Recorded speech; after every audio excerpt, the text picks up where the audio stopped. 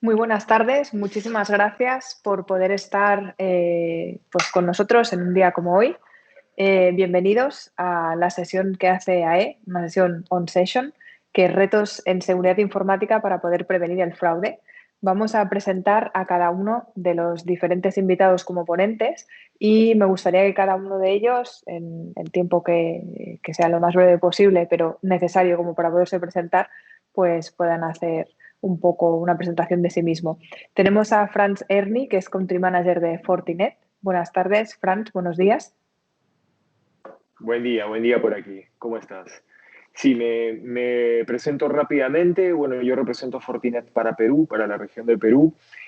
Fortinet es una compañía de ciberseguridad, como muchos deben conocer, y bueno, encantado de estar aquí. Muchísimas gracias, Franci. Tenemos a Martín Pablo Fuentes, que es Security Business Senior Manager de Lumen, desde Argentina, si haces el favor. ¿Qué tal? Muy buenos días a todos. Muchísimas gracias por la oportunidad de acompañarlos en este evento. A ver, básicamente yo tengo a cargo todo el desarrollo de negocio en América Latina de temas de ciberseguridad para Lumen, y todo el área de arquitectura, es decir, el grupo de arquitectura que soporta al área de preventa dentro de la organización, también para los servicios de ciberseguridad. Muchísimas gracias. Tenemos a Andrés Galindo, que es Chief Business Development Officer de DigiWare, desde Colombia. Hola, buenos días para Latinoamérica y buenas tardes para Europa. Pues muchas gracias por la invitación. Mi nombre es Andrés Galindo, asesoro a nivel de C-Level a grandes compañías en América Latina, y DigiWare es una de las 5 empresas más grandes de Managed Security Services en Latinoamérica. Muchísimas gracias, Andrés. Y finalmente tenemos a Cristian Cuenca, que es Information Security Officer de Kushki Pagos, desde Ecuador. Hola, ¿cómo están? Me presento. Mi nombre es Cristian Cuenca, soy oficial de seguridad de la información informática para Kushki. Kushki es una fintech que tiene presencia pues, en 5 países, en los cuales represento: Ecuador, Perú, Colombia, Chile y México. Pues estoy encantado de la invitación y puesto a aportar. Pues muchísimas gracias. Me voy a presentar a mí misma. A lo mejor algunos me conocen por las clases que estoy dando en EAE, pero soy la directora ejecutiva de OnBranding. Somos una empresa que nos dedicamos a la protección de la identidad digital, a la mal conocida como gestión de la reputación online, pero que principalmente es proteger a empresas y personas en Internet, y desarrollamos trabajo en ciberinvestigación para poder conocer cuál es el origen de los ataques. Bien, durante la sesión de hoy me gustaría que pudiésemos conversar y que entre vosotros pues, nos pudieseis decir un poco cuál es el papel que desempeña la ciberseguridad en mitad de toda esta pandemia. ¿Quién quiera iniciar? Si me permiten, quería dar un poquito el puntapié un poco del tema, de la respuesta, ¿no? Yo creo que es un tema vital del lado de ciberseguridad, digamos, el rol que juega en la nueva normalidad de la pandemia, ¿no? Porque tenemos que evaluar cómo estamos trabajando hoy en día o cómo siguen funcionando nuestras compañías y sobre ello pensar cómo cambió la superficie de ataque. Denominamos la superficie de ataque obviamente todo lo que pueda ser un blanco de ataque que sea relevante obviamente para de cara a la continuidad del negocio, de cara a la confidencialidad de la data, de cara a su integridad, digamos un punto importante pensando en esos puntos, ¿no? Entonces, cambió muchísimo la forma en la cual interactuamos, cambió muchísimo hoy día. Cuán relevante es tener una notebook, por ejemplo, esa misma notebook, cuán relevante es el enlace de internet de la casa, cuán relevante ahora dónde está la data, porque antes estábamos trabajando dentro de la oficina y si bien podíamos tener cierto grado de libertades de teletrabajo, pues digamos que el perímetro que podíamos denominarlo estaba bien armado. Hoy día ya no es así. Entonces, yo creo que da como para que hagamos un replanteamiento un poco de cómo estemos trabajando en ciberseguridad, cómo estamos trabajando, porque hoy día es mucho más, digamos, entre comillas, sencillo, producto de este cambio dramático y rápido que hubo una nueva normalidad, ¿no? Por lo menos aquí desde el lado de Perú fue el 15 de marzo, donde un domingo nos dijeron, a partir de aquí se quedan todos en casa y a empezar a ver cómo trabajar y cómo productivizar la empresa desde allí. Y ahí yo creo que también y un tema de ver los temas urgentes, pero no tanto los estratégicos. Entonces yo creo que hoy es momento de adoptar esto como una nueva normalidad y ver cómo trabajar desde ahora pensando en ciberseguridad. Totalmente de acuerdo, menudo reto se plantea por delante, ¿eh? ¿Qué Sí, yo opinan los compañeros? complementando lo que mencionaba Franz, creo que la pandemia fue, por llamarlo de alguna forma, un gap análisis forzado de las estrategias de ciberseguridad de las organizaciones. Es decir, ante estas situaciones es donde las diferentes organizaciones empiezan a ver si realmente su estrategia de ciberseguridad, no solo de ciberseguridad, también de continuidad y demás, era lo suficientemente robusta para seguir operando. Es decir, han habido muchísimas situaciones en donde empresas tuvieron que salir un poco urgidas a ver cómo resolver el tema de los accesos remotos, como decía Franz, el tema de segurizar esos accesos a la nube. Es decir, creo que la situación de pandemia dejó entrever que no todas las organizaciones están adecuadamente preparadas y poseen una estrategia de ciberseguridad robusta y que en muchas de ellas la ciberseguridad era solamente un elemento técnico que se consideraba dentro del mundo IT, pero que no tenía la relevancia que tiene que tener para acompañar el negocio, ¿no? Creo que ese fue un punto muy importante que se pudo ver durante estos últimos 6 meses, por lo menos. Claro. Bueno, a mí me gustaría llevar un poquito la discusión hacia como un nuevo enfoque. Recordemos un poquito que la recuperación económica del COVID son como olas. Y después de prepararnos para la pandemia, mitigarla, responder, recuperarnos, viene una palabra que es sumamente importante y es reconstruirnos. En esa reconstrucción de los negocios, de los modelos de negocio de las compañías, esto se vuelve un tema de C-Level. Esto se vuelve un tema de los presidentes de las corporaciones. Porque recordemos, el Foro Económico Mundial nos dice que esto se convierte en la tercera razón más relevante y más preocupante para las compañías. Por ejemplo, en la encuesta de Gartner sobre los miembros de junta directiva, se toma la ciberseguridad como uno de los riesgos más grandes con el 73% de importancia. Entonces, el rol de la ciberseguridad se vuelve algo estratégico y una reflexión muy compleja de nuestras latitudes es que a pesar de ser tan relevante y que debería ser un habilitador de la transformación digital que se masificó, la ciberseguridad al arranque pudo significar que, oiga, paremos inversiones, pensemos qué va a pasar y luego retomamos. Cuando tal vez la ciberseguridad debería haber sido uno de los pilares de la inversión de tecnología en ese momento. Conclusiones de lo que pasó. Más de 22 casos de alto impacto de ransomware en empresas grandes en América Latina. Los líderes de la industria en todos los países de las personas que nos están acompañando. Cada uno tiene un ejemplo en sus países de ataques de ransomware como tal. Entonces yo creo que la reflexión es, hombre, yo creo que la ciberseguridad tiene un deber y es esta la oportunidad para que realmente nos volvamos estratégicos. Y esta es la oportunidad de los que son responsables de la ciberseguridad para intentar ganar ese espacio que solo en algunas entidades están realmente en lo estratégico y entonces es como ese greenfield del tema. Andrés, ¿crees que se ha podido conseguir justamente después de los diferentes ataques que ha habido, algunos de ellos que inclusive han saltado a los medios de comunicación, cambiar un poco esta perspectiva de dejar de ser medio y dejar de ser tecnología para empezar a estar ya en un plantel de estrategia, o crees que estamos lejos de esta situación? Yo tengo que ser muy sincero y más desde el enfoque de la cultura latina. Preferimos mostrar que estamos bien, así esté una pandemia por dentro de la compañía, y no tenemos la regulación para obligar a que tengamos que exponer ataque por ataque que esto está pasando. Entonces hay una falsa percepción de que todo está bien, mientras por detrás, como nosotros y probablemente a ustedes les ha pasado, buscando personas en Israel, en Estados Unidos para operaciones especiales contra ransomware.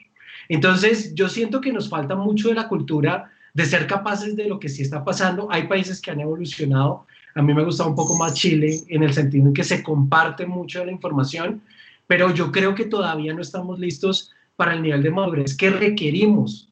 Yo me sueño con una regulación latinoamericana en donde sea obligatorio que si pasa un ransomware de cierto nivel de tamaño en una de las empresas, por lo menos las grandes, sea obligatorio exponer lo que pasó, no por el bullying. Yo no creo en el bullying, pero sí creo en la conciencia y que esto es algo que igual está pasando, entonces de que nos sirve no estar compartiendo este tipo de realidades. Y Cristian, ¿cómo está esa realidad en Ecuador? Es muy similar pues en Latinoamérica, como decía justo Andrés, todos los ataques que se dan pues tenemos una seguridad digamos igual casi en toda Latinoamérica, pero algo que hay que rescatar mucho es que la seguridad debe ser proporcional al tamaño y procesos y estrategias que tiene la empresa, ¿sí? Si hoy tengo una cantidad de staff de seguridad, ¿sí? Y mi empresa tiene nuevos procesos, mi empresa tiene más clientes, tiene más tamaños, no puedo continuar con esa misma proporcionalidad en seguridad. Además, las herramientas. Sabemos que cada día evolucionan las amenazas, ¿sí? Yo no puedo mantener las mismas herramientas ahora dentro de 5 o 6 años si esas herramientas no evolucionan para hacer frente a estas amenazas. Entonces, tener siempre eso en el plan de seguridad, ¿sí? La evaluación de proveedores, evaluación de herramientas, la evaluación de proporcionalidad entre seguridad, nivel de procesos y tamaño de empresa. Es algo vital que necesitamos evaluar dentro de cada empresa, pues sí, acá en Latinoamérica. Pues al hilo de lo que justo acaba de decir Cristian, ¿cuáles han sido los incidentes y los delitos que han sido más comunes durante el COVID?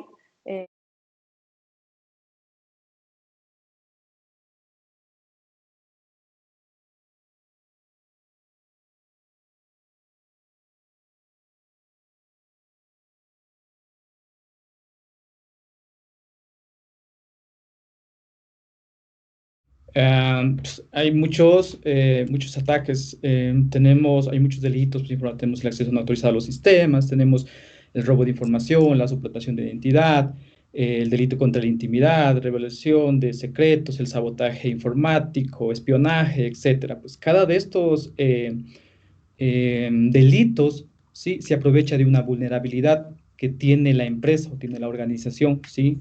Pues pueden utilizar ingeniería social, una campaña de phishing, un virus informático. Ahora lo que pasó recientemente, que pues no es un secreto, el ataque de ransomware para Latinoamérica, que es algo que está dándose mucho. ¿Cuál es la forma de detener estos ataques? Primero, para detenerlos hay que detectarlos, ¿sí? Es de suma importancia tener herramientas de seguridad que te den la visibilidad de qué está pasando en los recursos de la organización, ¿sí? Saber eso en tiempo real es fundamental para tener una reacción rápida. Luego de detectar el ataque, mucho va a depender de la naturaleza del ataque, ¿sí? Y posterior a eso, ejecutar tu plan de respuesta de incidentes, donde dentro del plan de respuesta de incidentes ya tienes mapeado escenarios similares, ¿sí? Y los pasos a seguir para dar respuesta y tener una respuesta inmediata, pues, y una mitigación adecuada. ¿Cómo os lo planteáis vosotros, Franz, desde Fortinet? Bien, yo te diría que iría un poquito más atrás a lo que menciona Cristian, porque hay un punto importante que yo creo que, también recopilando un poco lo que decían Andrés y Martín, es que por ahí tenemos una cultura un poco de la reacción, ¿no? Ocurre el incidente, tomo las medidas.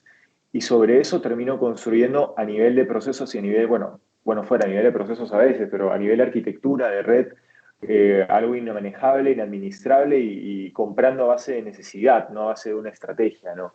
Entonces, bastante lo que mencionaba Cristian era un plan. Y yo creo que es importante, obviamente, hablando de tamaños de empresa, obviamente, desarrollar siempre un plan, no importa el tamaño que tengas, obviamente, digamos que el alcance va a estar circunscrito al proceso que estés viendo y obviamente mientras más grande el proceso, más grande y complejo el plan.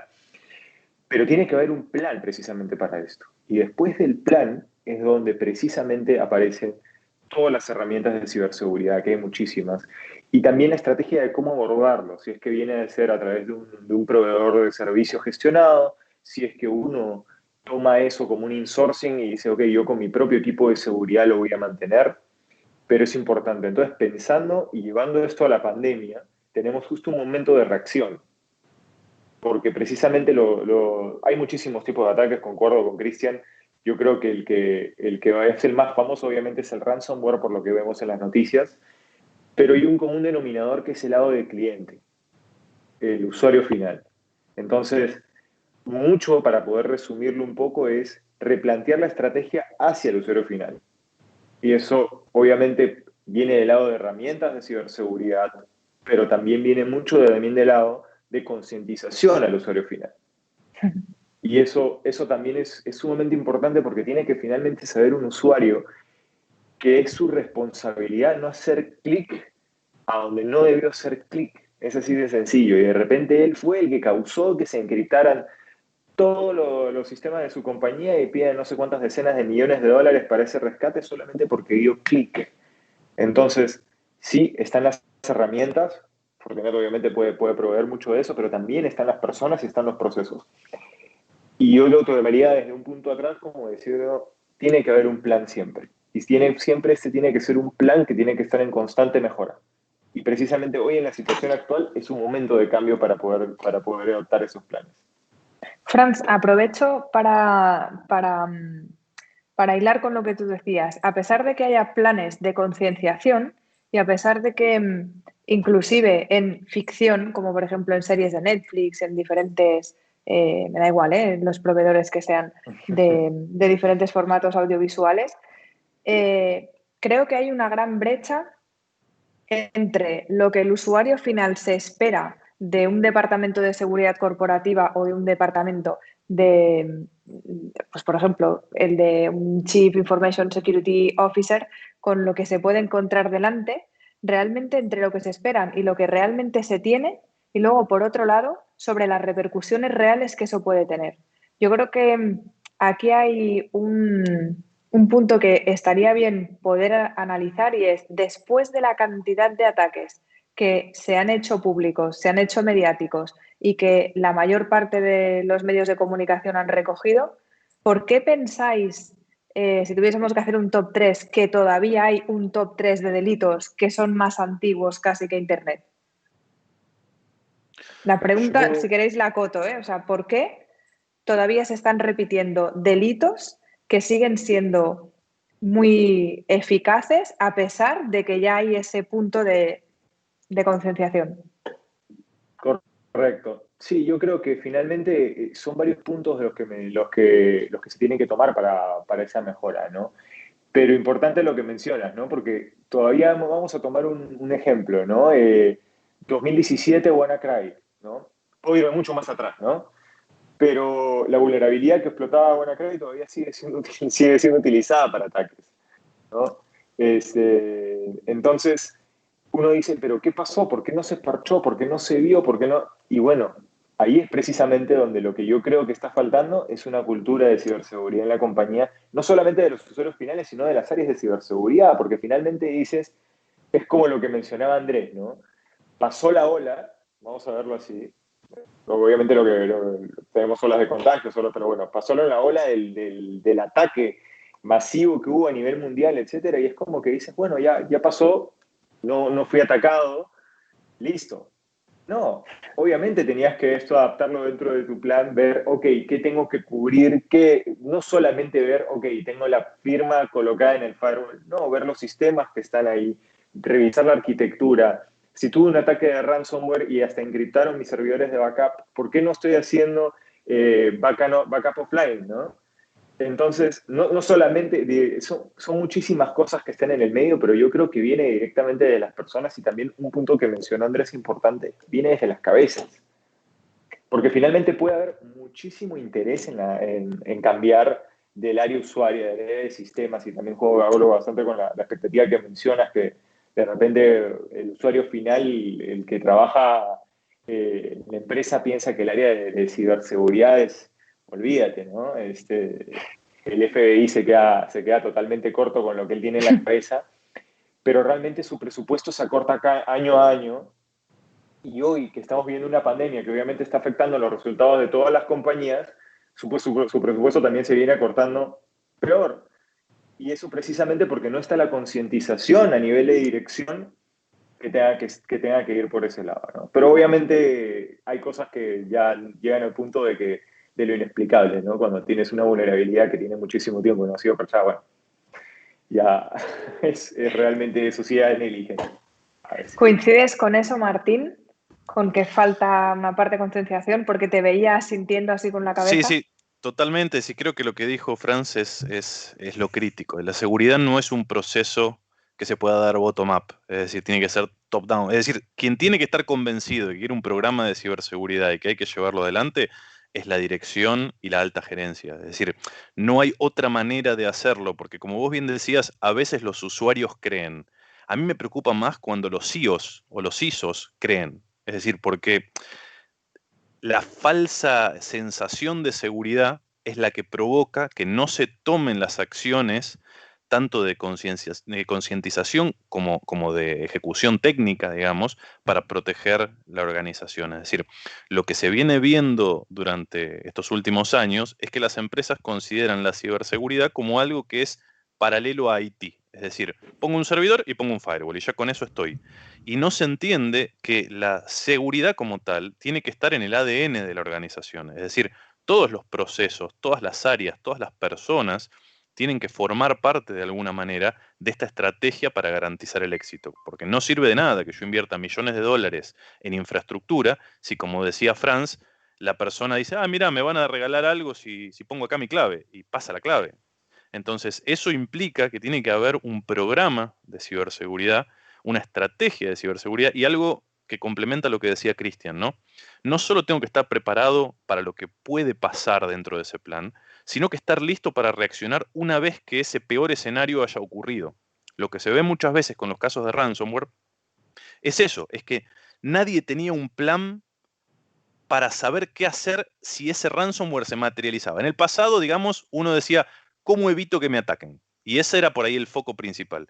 Hoy en día a eso tenés que sumarle el ¿qué hago una vez que me atacaron? Porque los atacantes tienen tiempo infinito, por ponerlo de alguna manera. Nosotros no, porque los equipos de seguridad no son, generalmente son reducidos. Entonces tengo que saber cómo voy a accionar y cómo me voy a recuperar para que el negocio pueda continuar operando, aun cuando el atacante haya tenido éxito. Y creo que ahí se está fallando casualmente por este tema, ¿no? Que no forma parte de una estrategia, sino de un tilde técnico que muchas veces se pone en algunas organizaciones.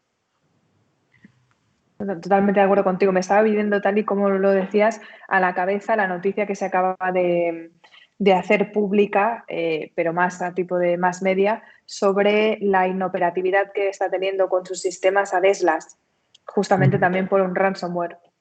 Me estaba preguntando alguien si era porque no habían pagado con toda la tranquilidad de ¿por qué no ceden, ¿no?, a la extorsión? Igual deberíamos de plantearnos todo otra vez desde el principio. Perdón, Andrés, ¿qué ibas a aportar? No, y es que creo que es un gran ejemplo. Yo quiero explicar un poquito precisamente por qué es tan posible que esté pasando esto. Y yo creo que mis colegas lo han descrito muy, pero muy bien. Y Franz, en su primera intervención, lo dijo muy bien. La superficie de ataque se multiplicó. Eso es un hecho. Digamos que no tenías cloud, ya tienes cloud. ¿Lo sabes administrar? ¿Sabes qué es cloud en seguridad? ¿Sabes qué funcionalidades tiene? No, ni idea. Ok. Y así los nuevos servicios, muy probablemente. Por ejemplo, mucha gente está haciendo machine learning. ¿Tú proteges tu machine learning? ¿Cómo así? Pero tú pones todas tus métricas más importantes de todo el negocio ahí. Sí. ¿Y lo estás protegiendo? ¿Invitaste al de ciberseguridad? No, pero innovación. Ok. Entonces, digamos, arrancando por algo tan simple, que todas las apuestas se fueron hacia la digitalización y muchas de esas son nuevas. Y de pronto ni siquiera había tiempo de invitar al de ciberseguridad. Eso es algo que puede pasar.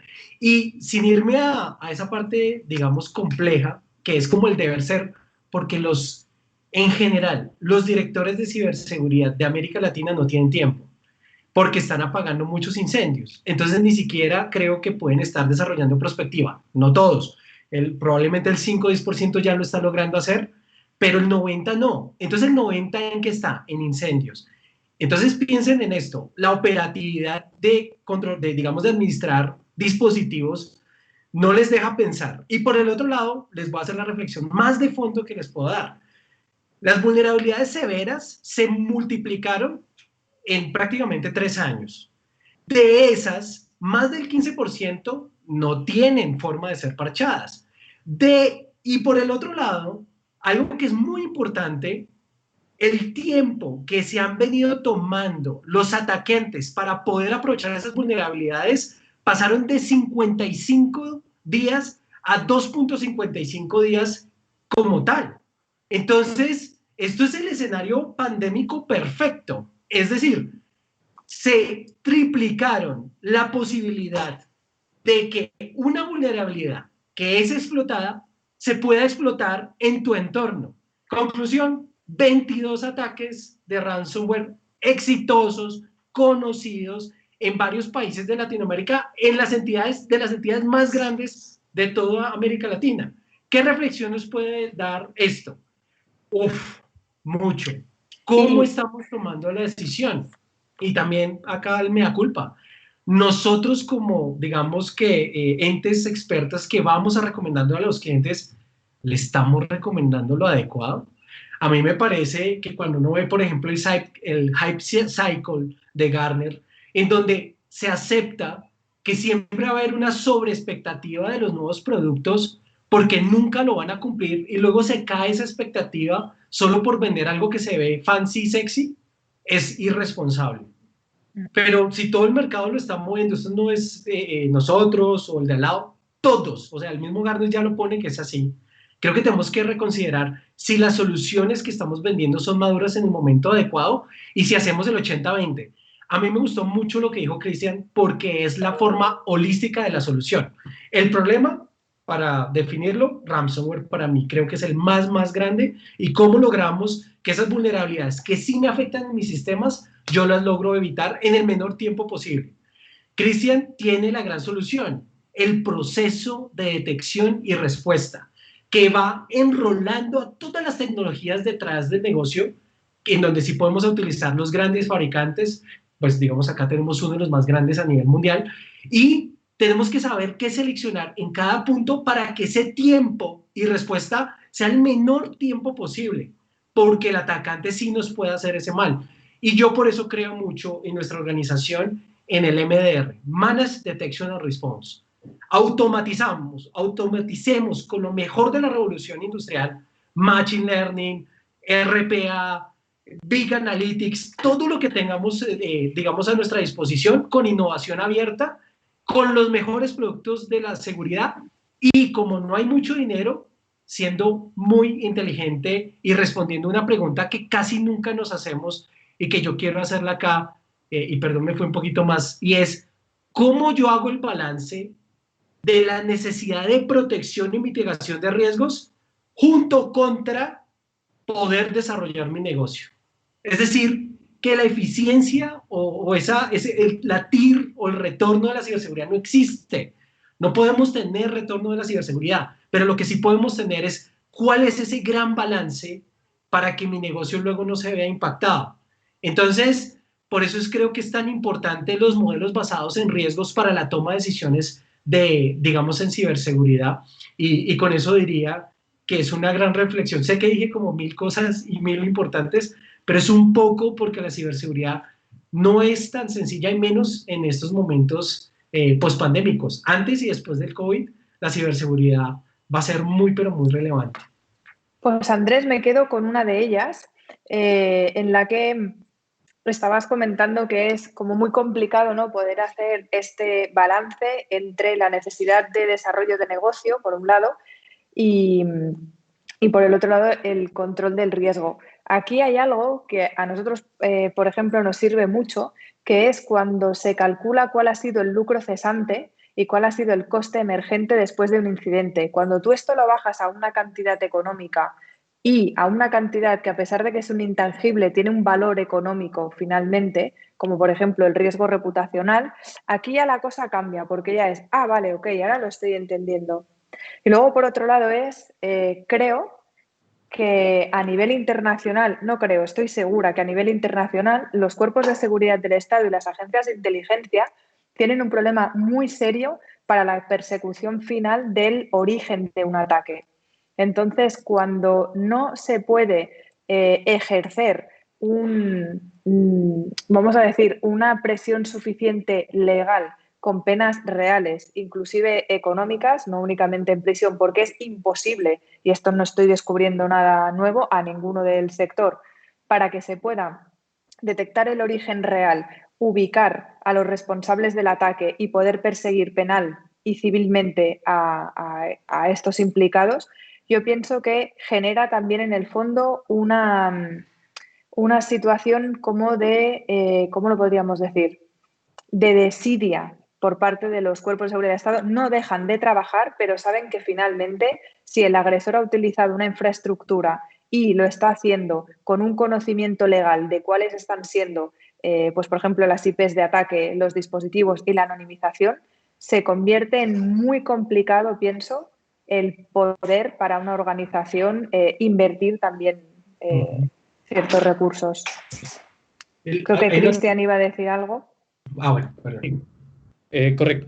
Antes que se me pase una recomendación, básicamente en lo que es la capacitación y la fomentación de la ciberseguridad. Algo muy importante es mostrar, ¿sí?, en las capacitaciones anuales, virtuales, ya sea presenciales, por boletines, cómo están los ataques afectando a la industria, cómo están los ataques afectando a mi organización, para que el usuario interno entienda que esto es real, ¿sí?, que pasa al día, que nuestra infraestructura siempre está bajo ataque, y presentar esas métricas, ¿sí?, en métricas gerenciales, al usuario final, para que entienda que estamos en el foco del ataque y tenemos que cuidarnos, ¿sí? A lo siguiente que iba del análisis de riesgo, totalmente de acuerdo. Tenemos que saber qué proceso es más crítico para la institución, ¿sí? ¿Qué debemos cuidar? ¿Qué información es más crítica? Algo muy importante que nombraron, la reputación, ¿sí? El riesgo legal que conlleva a que me roben la información, ¿sí? ¿Qué hay detrás? ¿Qué hay después de eso? ¿Sí? Todo eso, cuantificar, ¿sí? ¿Cuánto me cuesta salir de esto? ¿Cuánto me ha perjudicado a mí como empresa que mi información haya sido vulnerada o haya sido robada, etcétera? Totalmente de acuerdo. Sí, Andrés, creo que quería añadir algo. Sí, era un poco sobre tu comentario muy corto. Una vez yo hice un símil del mercado del narcotráfico contra el de ciberseguridad. Y yo les decía que era lo mismo, solo que es mucho más grave en ciberseguridad. ¿Por qué? Porque narcotráfico mucho más visible, en tamaño de mercado, ya la ciberseguridad, el mercado, digamos, de los delitos, está llegando a los mismos niveles del mercado del narcotráfico, incluso lo supera. Pero cuando uno mira la lucha contra las drogas, los miles de millones de dólares y los miles de temas, cuando uno mira la ciberseguridad, hay un trabajo, hay un arranque, hay que decirlo, pero pues no se compara todo lo que se está intentando hacer, las penas, bueno, lo que tú decías, el enfoque, porque es un delito silencioso, ¿sí? Es de alguna forma un delito intangible, aunque pues obviamente es muy doloroso y le podemos preguntar al expresidente de Equifax qué opina de eso, y obviamente nos dirá que duele. Entonces de pronto quería hacer el símil porque lo que tú tocas es el problema de fondo, de que esto es demasiado rentable. Y bueno, yo también soy financiero y sé que no importa qué hagamos, mientras esto sea negocio, pues digamos que creo que estamos desafortunadamente o afortunadamente en el sector que es. 100% de acuerdo. Franz, creo que estás como que ibas a decir alguna cosa. Sí, varias cosas que tomar, pero para hacerlo breve, yo te diría que un punto importante a lo que tú mencionabas, y Andrés, es el tema de la sensación de impunidad.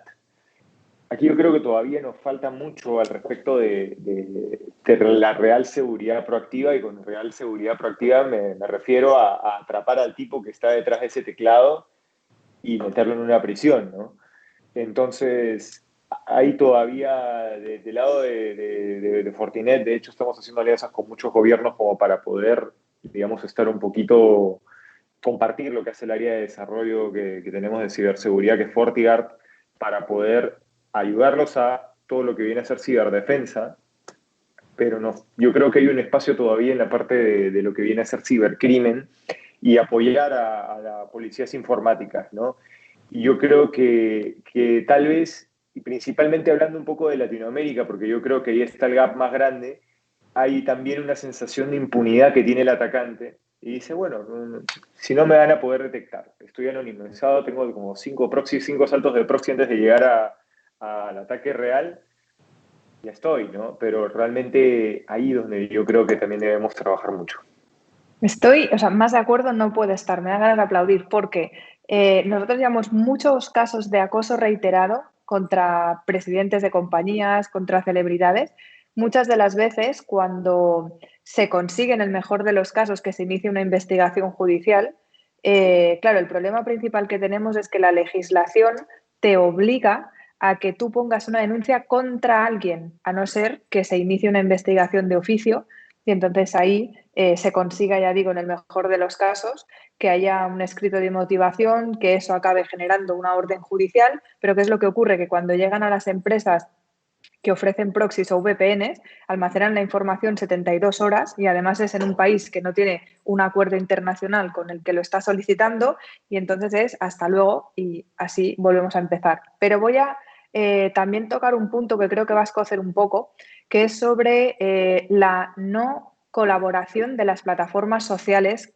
Inclusive estoy hablando, por ejemplo, Amazon Web Services, podría hablar, por ejemplo, de Cloudflare, podríamos hablar de pues, Facebook, Google, etcétera, cuando reciben una orden judicial, el tipo de información que están aportando o, voy a poner un caso concreto, Apple, nos ha pasado ahora con un grupo muy grande de personas, una policía, concretamente la policía de Andorra, recibe más de 60 casos en un día, que esto es bastante para lo pequeño que es el país, de hackeo y suspensión de cuentas de Instagram. Se analizan todo, compartimos información, son alumnos, a nosotros nos llegan también unos cuantos y de repente nos damos cuenta que todos los usuarios que utilizaban Instagram tenían en común que todos eran usuarios de iPhone y todos eran usuarios de una aplicación que se llama Reports Plus for Instagram.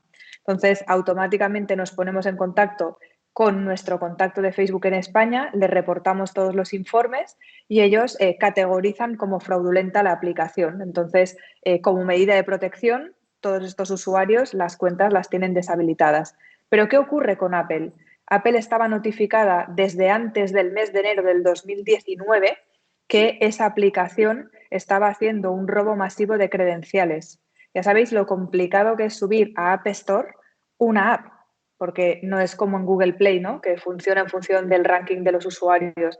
Pues les han colado literalmente un gol por la escuadra subiendo una aplicación que es de origen turco, que en la web del desarrollador todos los enlaces los tiene rotos, que los enlaces a las redes sociales tienen cero seguidores y cero seguidos, no tienen timeline y que la base de datos de esa aplicación móvil es pública a día de hoy.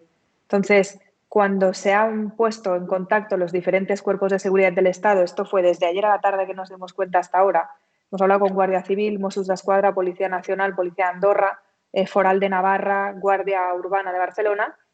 Apple no ha hecho ni una respuesta a ninguno de los correos electrónicos y hay, de verdad, millones de personas que están afectadas porque era una de las principales herramientas que se utilizaba por parte de los community managers y los responsables de gestión de contenido. A ese tipo de responsabilidad también creo que se debería de apelar. Que no salga gratuito y que como mínimo sea una de las políticas de respuestas de responsabilidad social corporativa de las plataformas sociales que viven de los datos de todos los usuarios, ya sean corporativos o ya sean tal. ¿Creéis que hay alguna forma de poder levantar el nivel de preocupación de estas plataformas sociales para poder proteger más los datos de los usuarios? ¿O sigue siendo, como tú decías, Andrés, todavía poco rentable? Yo ahí creo que en eso las organizaciones muchas veces son un poco hijas del rigor. Hasta que no haya una penalización por no hacer las cosas como se espera, difícilmente vayan a cambiar algo. Es decir, ahí en eso creo que se ha visto bastante con diferentes eventos que se reacciona cuando hay una norma, una ley o algo. Bueno, pasó con el GPDR y la LGPD en Brasil. Es decir, se empieza a reaccionar y se empieza a tomar acción cuando me duele en el bolsillo. Ahora, es muy difícil que las organizaciones solo por buena voluntad, ojalá fuera, ojalá ocurriera, pero lamentablemente en la realidad no es así, solamente por buena voluntad maximicen cosas que no le van a generar una rentabilidad. Es decir, yo creo que ahí es donde los gobiernos, digamos, pueden ayudar a que exista un baseline, por lo menos, que permita o que garantice que las empresas que no hagan las cosas bien, de alguna forma van a tener su castigo, así como es en la justicia no virtual, ¿no? Es decir, ante la omisión o la acción de determinadas cosas, hay una penalidad asociada. Bueno, acá debería ser lo mismo, porque es la única manera de que las empresas, en general, empiecen no solo a tomar recaudos, sino a responder en tiempo y forma. Es decir, pasa con el GPDR, es decir, tengo que notificar en determinado tiempo cuando hubo un problema de seguridad, si no puedo ser pasible de penalizaciones. Bueno, eso hace que las empresas hagan lo que tienen que hacer. Ahora, si queda solamente librado a la buena voluntad, probablemente no sea una de las prioridades dentro de lo que tienen interés por hacer las organizaciones en general, ¿no? Totalmente de acuerdo. Yo creo que va por el tema de legislación. Yo creo que es de legislación y ejecución, ¿no? Quizás, porque la legislación Sí. en algunos países existe, pero la realidad es que la mayor parte de los usuarios ni siquiera saben que si te hackean la cuenta de Instagram de una compañía que tiene 2,5 millones de seguidores, deben de poner una denuncia, ¿no? Por lo que significa para ellos. Yo creo que podríamos entrar en la ronda de preguntas, a ver qué es lo que nos dicen los espectadores.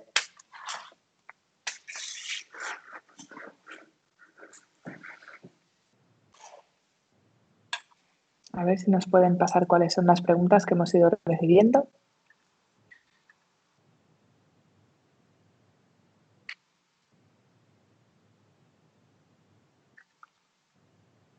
No sé si nos pudiesen pasar la...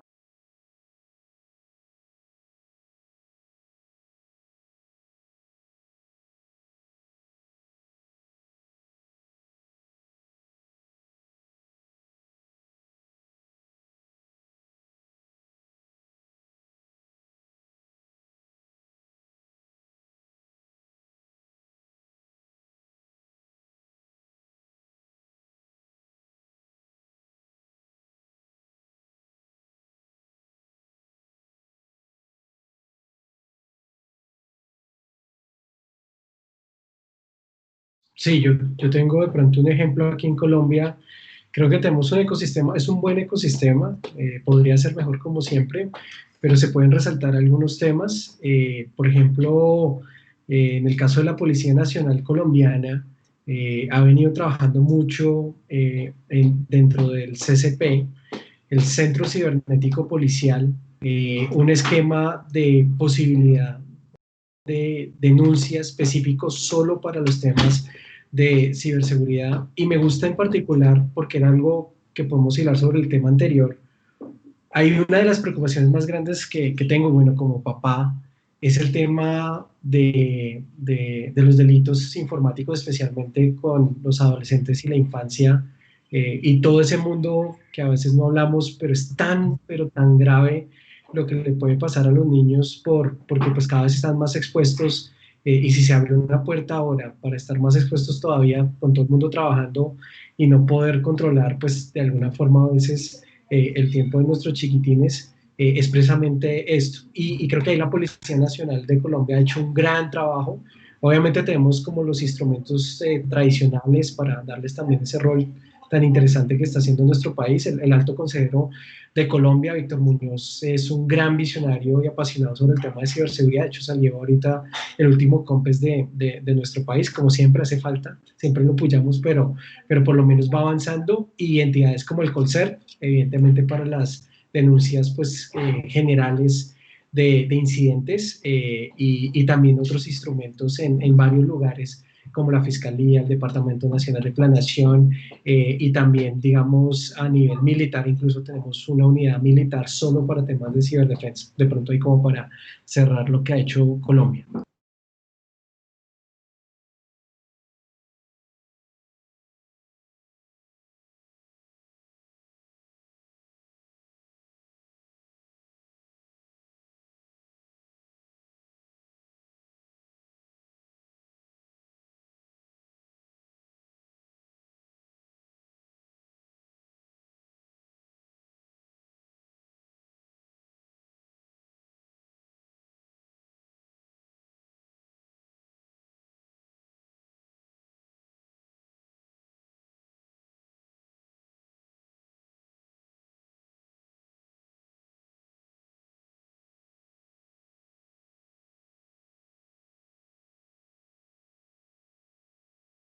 La respuesta, yo estoy casi seguro porque con algunas personas, de hecho, en Colombia queremos hacer un festival, el festival más grande de awareness sobre el tema de esta problemática y analizando con diferentes personas digamos, del gobierno, de la policía, bueno, etcétera.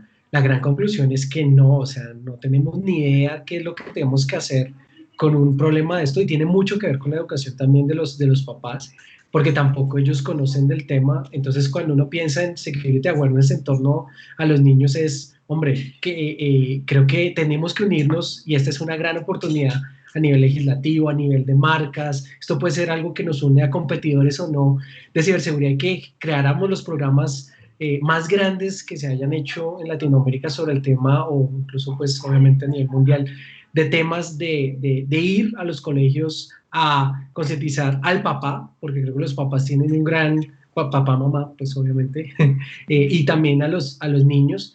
Entonces creo que esto es una mora muy, muy grande y es algo que va a ir creciendo y solo vamos a ver el dolor como temas aislados, pero nació de que llegaron al niño a través de una de las redes. A mí me sorprendió, y para cerrar, pues, obviamente, no quiero ir más allá, y es por ejemplo un caso en Medellín, en Colombia, sobre TikTok, una cuenta que tiene no sé cuántos decenas de miles de seguidores y que ya se sabe exactamente que está buscando, digamos, pedofilia, que está buscando fotos de niños, se les denuncia, se escribe y no la cierran.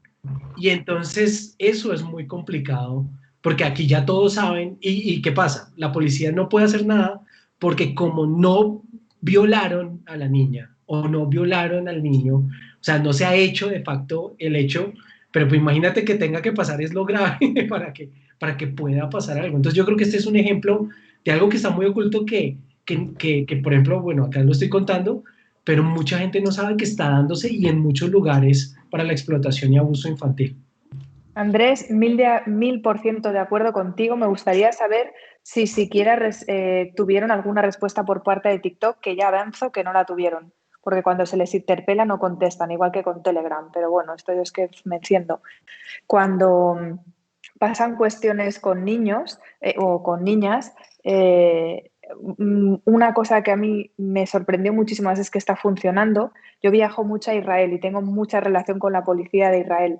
Cuando ellos vieron que esto estaba empezando a ocurrir más, tuvieron el diseño de unas pulseras. Lástima que yo no la tenga aquí, es una pulsera de estas como de plastiquito muy mona que pone 107, es la unidad militar que lleva la defensa de los niños, y la unidad 107 tiene el número de teléfono 107 para que cualquier incidente que sufra cualquier menor de edad o un adulto que sea consciente de que le está ocurriendo a un vecino o lo que sea, llamando al 107 automáticamente se les pueden conectar en remoto, pueden acudir a la casa, etcétera. Bueno, también es un país que como vive en continuo conflicto lo tienen un poco más asumido, ¿no? Pero me parece que inclusive, y de nuevo, por política de responsabilidad social corporativa de todas estas multinacionales que están justamente mercadeando con los datos de menores de edad, debería de ser, qué mínimo, de poder tener un canal de denuncia sencillísimo de utilizar.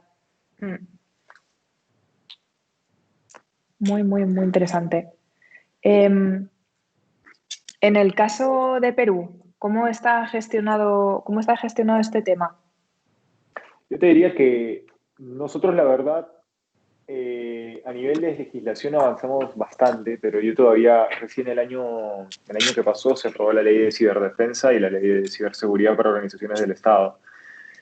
Pero todavía hay un camino muy grande, todavía no tenemos digamos que, un punto tan avanzado como el tema que mencionaba Andrés. Yo creo que es un debe y yo creo que las organizaciones, bueno, Perú tiene una coyuntura bastante particular en todo lo que viene a ser legislación, obviamente, porque, bueno, para los que no saben, nosotros tuvimos que cambiar de Congreso el año pasado, ¿no? Y de hecho estamos con un congreso de transición y elecciones el próximo año, ¿no? Que yo creo que también ese tipo de conflictos generan digamos, paso atrás en donde deberíamos estar. Pero sin duda es un debe que yo creo que debe estar ahí, en especial la parte de protección sobre menores de edad. Totalmente de acuerdo con lo que mencionabas.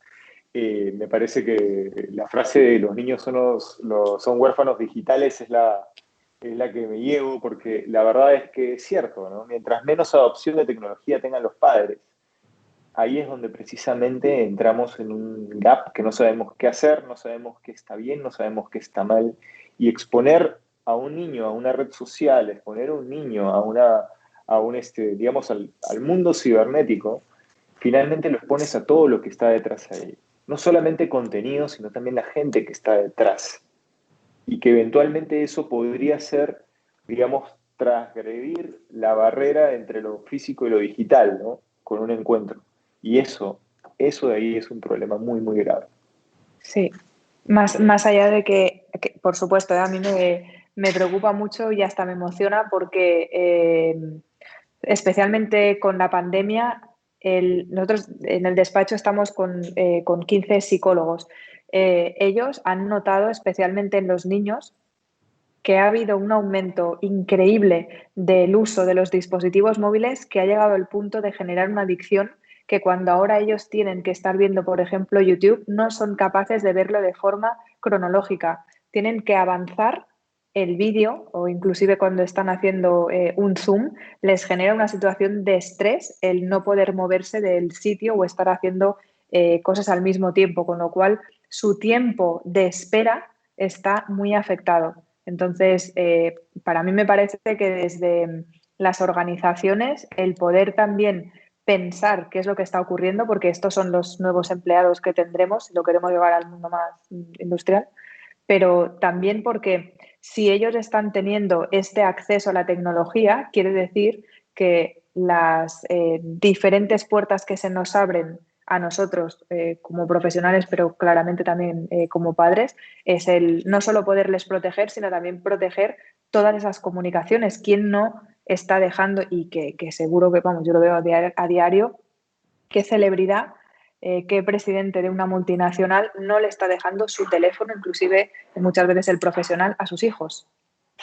Y que se descargan algunas de las aplicaciones que, vaya.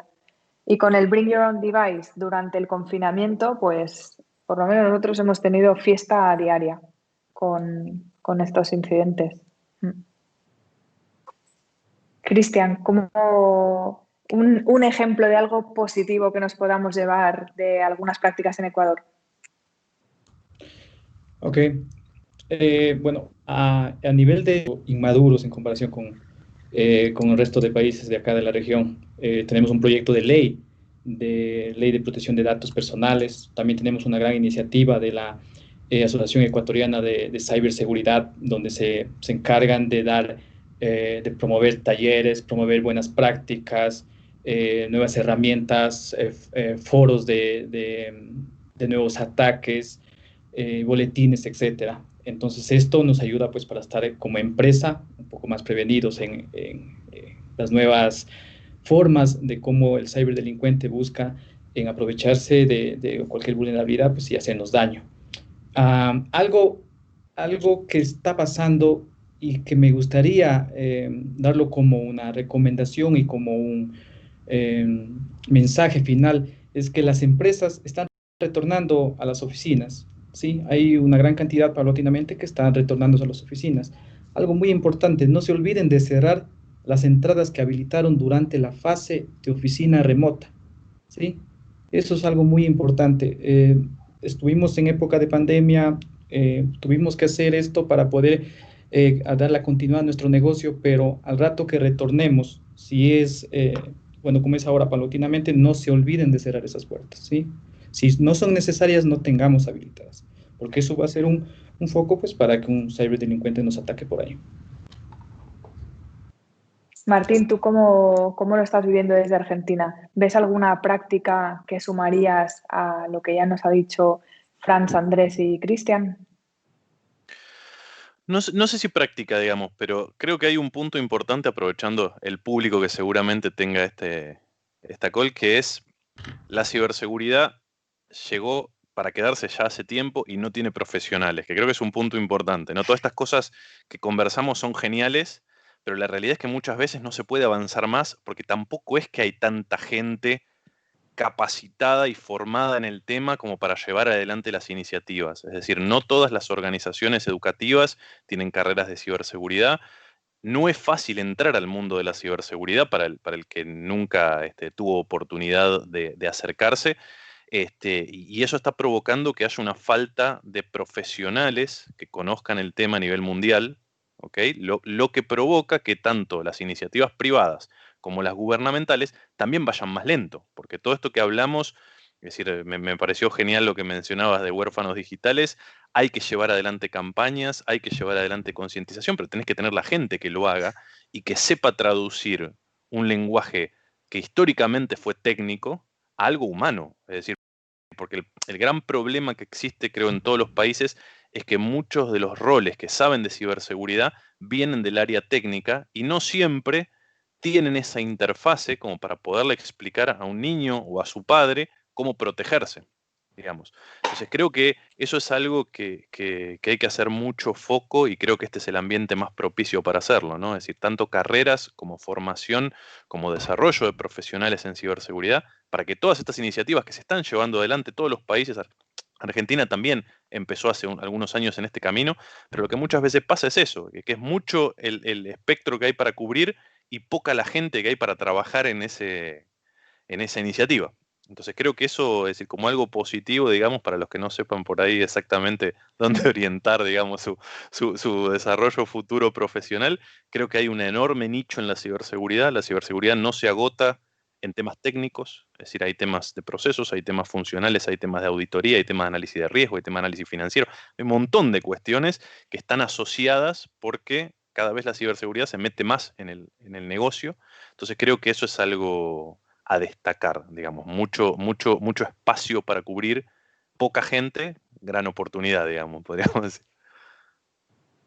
Totalmente, totalmente de acuerdo, pero que se vengan al lado del bien, ¿eh? Claramente. Andrés. Yo creo que el tema que toca Martín es espectacular. La revolución 4.0 aplicada a ciberseguridad ayuda en una parte, pero no va a haber manera de cubrir todo lo que hay que hacer. Y creo que es muy importante que entendamos las dimensiones de esto. Para 2022, 3.5 millones de nuevos trabajos se van a requerir en ciberseguridad. Estamos hablando de reactivación económica, estamos hablando de generar empleo, y dónde hacerlo. Pues yo creo que aquí Martín, obviamente tiene sus retos, pero Martín nos brinda un gran camino para todos los países si masificáramos esto y comprendiéramos que esta es una gran oportunidad para volver, digamos que la ciberseguridad, un gran clúster. Bueno, yo lo he hecho en mi país, yo he estado luchando mucho porque creo que la mejor forma de defender el país no es teniendo un plan de ciberseguridad, sino más bien crear ecosistemas muy profundos, ojalá de los mejores de Latinoamérica, para innovar sobre ciberseguridad, y creciendo eso, pues uno se vuelve más seguro porque hay más gente, más conciencia, más inversión, más empleo, bueno, etcétera. Entonces creo que es muy interesante el punto de Martín, y sí me parece importante por lo menos darles ese dato. Mire que no les pase lo que le pasó a Nigeria. Nigeria es reconocido como el país con falta crónica de ciberseguridad, porque solo tiene 1.800 personas para asegurar todo el país, y eso se volvió como, no tenemos cómo asegurar el país así, tengamos el dinero, tengamos todo, no hay manera de hacerlo. Y eso, a medida que vaya avanzando, esto puede llegar a pasar en nuestros países. Y mira que tienen muchos recursos humanos fuera de su país que estarían encantados de la vida de poder combatir el cibercrimen en Nigeria, porque no hace falta ni que digamos lo potente que es. Pues muchísimas gracias a los cuatro. Tenemos que cerrarla aquí. Sí me gustaría, pues, nada, poner 4 tips de lo que yo he ido viendo. Muy importante poder utilizar mecanismos de detección para poder dar visibilidad y poder establecer recursos, importantísimo. Establecer un plan de concienciación, pero también, por supuesto, un plan de estrategia de ciberseguridad en cada uno de los diferentes estamentos en los que estemos, o compañías o organizaciones. Tratar de huir un poco más de la cultura de reacción, todo y que yo creo que esto ya va de una forma más profunda con cómo está evolucionando la sociedad en sí, que nos cuesta mucho el hacer la planificación porque todo es un ambiente de un poco, vamos a decirle, con poca capacidad de planificación porque no sabemos ni cómo va a ser la semana que viene, ¿no? Especialmente con la pandemia encima. Creo que es importante que, a pesar de que se tenga que llevar al día a día la operatividad, pues se pueda intentar hacer una prospectiva dentro de cada una de las organizaciones, que se mejoren sobre todo no los mecanismos de persecución de los delitos, que por supuesto sí, sino también la responsabilidad de cada uno de los diferentes gobiernos. Por ejemplo, el caso de Nigeria es importantísimo. De hecho, en la propia página de la Embajada de Nigeria en algunos países hay un banner para ir explicando las situaciones que hay. Pienso que el riesgo reputacional también ha salido, especialmente encontrar muchos mecanismos de cuantificación para que no haya esa sensación de impunidad. Y finalmente, el cuidar mucho de nuestros huérfanos digitales, que algunas veces son pequeños de edad, pero hay muchos también huérfanos digitales que son abuelos, que se han tenido que encargar de muchos niños pequeños y que el dispositivo del abuelo o de la abuela nadie se lo está vigilando. Pues de nuevo, muchísimas gracias a los cuatro. Espero que hayan disfrutado las personas que han estado escuchando esta sesión on. Muy buen fin de semana y que tengan un muy buen día a todos.